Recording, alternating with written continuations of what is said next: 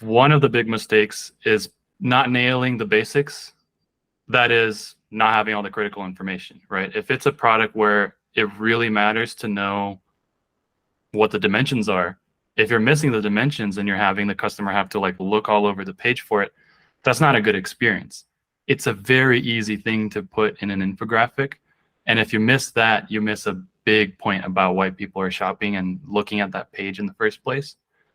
The second thing, you do have to go a little beyond that and establish the brand, because you can have all the critical information, but if it looks the same as every other product that shoppers are maybe comparing it with, I know that if I'm buying something on Amazon, it doesn't matter what it is. I have 5, 6, 8 windows open of what essentially is the same product.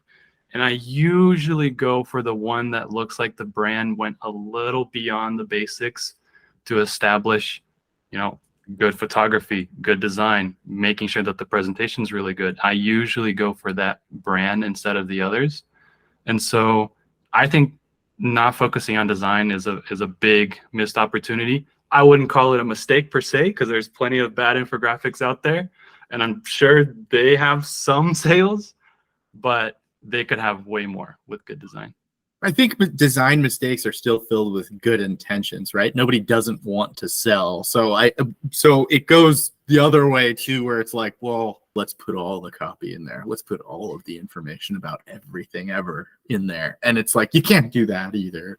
And especially with infographics themselves, because it's limited real estate. So I think the problem is like a bedrock issue of, do you really actually know what the critical information for your product is? If you don't, that needs to be talked about. And then once you establish that, then you're doing a real estate equation. Good design, does my brand pop out? Does the product pop itself? Am I able to show this in an attractive way? If you show something in an attractive way, it gets over the emotional hurdle of, can I picture this particular thing in my life?